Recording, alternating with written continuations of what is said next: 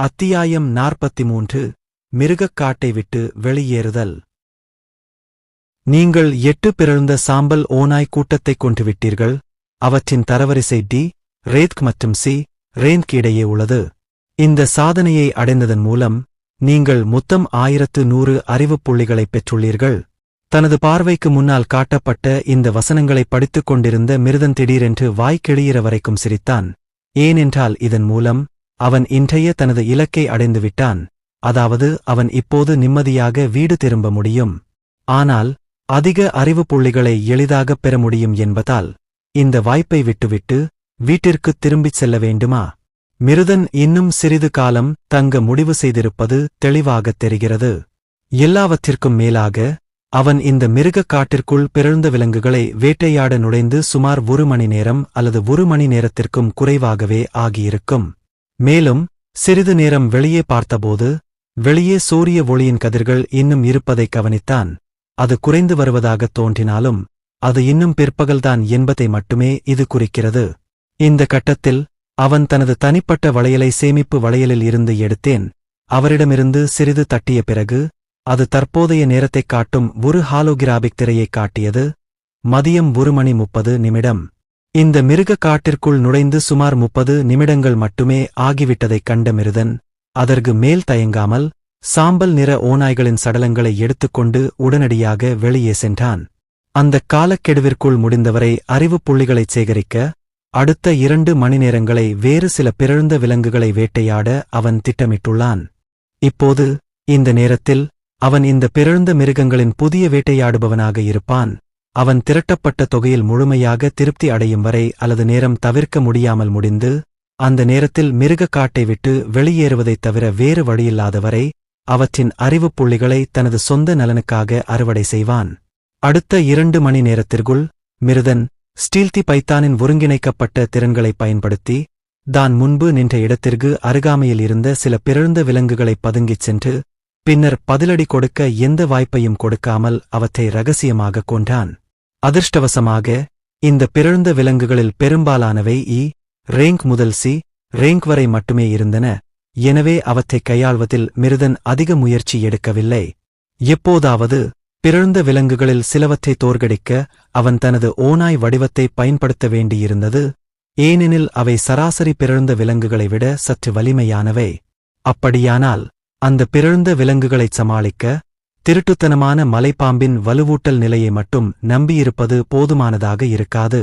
அதைத் தவிர சி தரவரிசைக்குக் கீழே இருந்த பெரும்பாலான சராசரி பிறழ்ந்த விலங்குகளைக் கையாள அவன் பெரும்பாலும் ஸ்டீல்தி பைத்தானின் வலுவூட்டல் நிலையை நம்பியிருந்தான். எந்த பிறழ்வுற்ற மிருகங்கள் வலிமையானவை, எவை பலவீனமானவை என்பதை அவன் எப்படி அறிந்தான் என்பதைப் பொறுத்தவரை மிருதன் தனது வெப்பக் கண்டறிதல் திறனைப் பயன்படுத்தி அவற்றின் உடலுக்குள் இருக்கும் ஆற்றலின் அளவை உணர்ந்தால் போதும். எதிர்பாராத விதமாக இந்த பிறழ்ந்த விலங்குகளின் உடல்களுக்குள் உள்ள ஆற்றல்கள், அல்லது இன்னும் குறிப்பாக வெப்ப இரத்தம் கொண்ட பிறழ்ந்த விலங்குகள் அவற்றின் உடலுக்குள் பிரகாசமான தனித்துவமான வண்ணங்களாகக் காட்டப்பட்டதால் அவனது அகச்சிவப்பு பார்வை மூலம் உணரக்கூடியதாக இருந்தன. மேலும் அவை வெளியிடும் பிரகாசமான வண்ணங்களைப் பயன்படுத்தி அவற்றின் தீவிரத்தைப் பொறுத்து வலுவான பிறழ்ந்த விலங்குகள் மற்றும் பலவீனமான பிறழ்ந்த விலங்குகளை மிருதன் வகைப்படுத்த முடிந்தது.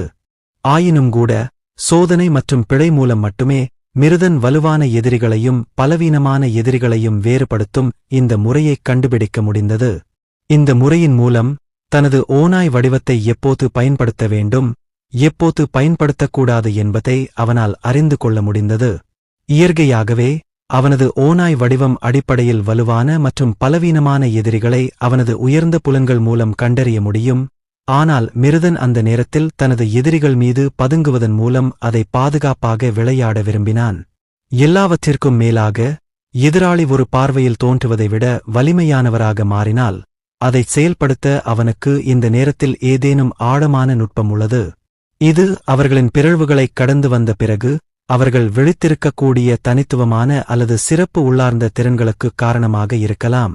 அந்த எண்ணத்தை மனதில் கொண்டு அவன் இப்போது பெற்ற திறன்களின் தொகுப்பின் ஒரு பகுதியாக இருக்கும் திருட்டுத்தனம் மற்றும் கண்டறிதல் திறன்களுடன் பிறழ்ந்த விலங்குகளை அமைதியாக வேட்டையாடினான்.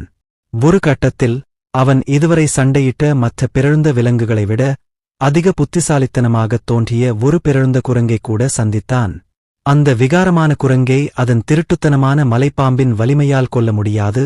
ஏனெனில் விகாரமான குரங்குக்கு வழக்கத்திற்கு மாறாக வலுவான தோலும் இருந்தது.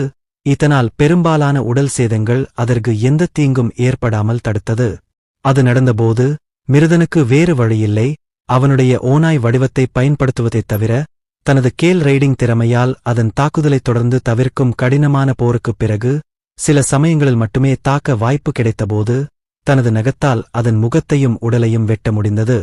இருப்பினும் அது அதன் முகம் மற்றும் உடல் முழுவதும் லேசான வெட்டுக்காயங்களை மட்டுமே விட்டுச் செல்ல முடிந்தது.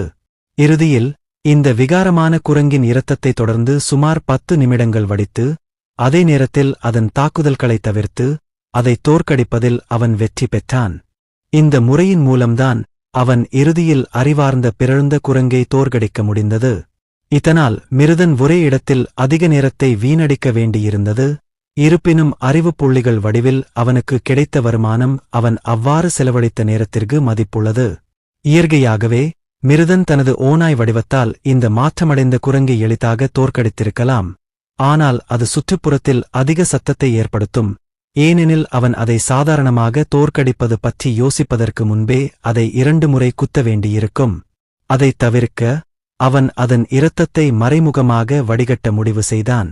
மேலும் ரேங்கை விட வலிமையான சில பிறழ்ந்த விலங்குகளுடன் மோதுவதைத் தவிர்ப்பதற்காக பீஸ்ட் வனத்தின் விளிம்பிலிருந்து அதிக தூரம் செல்ல வேண்டாம் என்று மிருதன் முடிவு செய்தான். அந்த எண்ணத்தை மனதில் கொண்டு அவன் பெரும்பாலும் மிருகக்காட்டின் விளிம்பிலிருந்து வெகு தொலைவில் இல்லாத தூரத்தில் தங்கி ரேங்க் முதல் ரேங்க் வரையிலான வரம்பிற்குள் பிறழ்ந்த விலங்குகளை வேட்டையாடுவதைத் தொடர்ந்தான். பீஸ்ட் காட்டில் இந்த 2 மணி நேரத்திற்குள் பல பிறழ்ந்த விலங்குகளைக் கொண்ட பிறகு மிருதன் உண்மையில் ஏராளமான அறிவுப் புள்ளிகளைப் பெற முடிந்தது. அவனது முகத்தில் மகிழ்ச்சியான புன்னகையை வரவழைக்க போதுமானது. இப்போது மிருகக் காட்டை விட்டு வெளியேறி சில ஆழமான நுட்பங்களைப் புரிந்து கொள்ள முயற்சிக்க அவனால் காத்திருக்க முடியவில்லை. இந்த விஷயத்தில் அவன் மிகவும் உற்சாகமாக இருந்ததற்கு ஒரே காரணம், பெரும்பாலான உயர்நிலைப் பள்ளி அல்லது அகாடமி மாணவர்கள் அந்த நுட்பங்களில் ஒன்றை பயன்படுத்துவதைப் பற்றி யோசிக்கக்கூட பல்கலைக்கழகத்தில் அனுமதிக்கப்படும் வரை காத்திருக்க வேண்டியிருந்தது. இந்த கட்டத்தில் மிருதன் தனது பிரேஸ்லெட்டில் நேரத்தை பார்க்க கீழே பார்த்தான். 3:45 PM. மேலும் முன்பு இருந்த ஓநாய்களின் கூட்டத்தைக் கொன்று 2 மணி நேரத்திற்கும் சற்று அதிகமாகவே ஆகிவிட்டதைக் கண்ட பிறகு ஒரு நாள் என்று அழைக்க முடிவு செய்து உடனடியாக அவன் மிருகக் காட்டிலிருந்து வெளியேறத் தொடங்கினான்.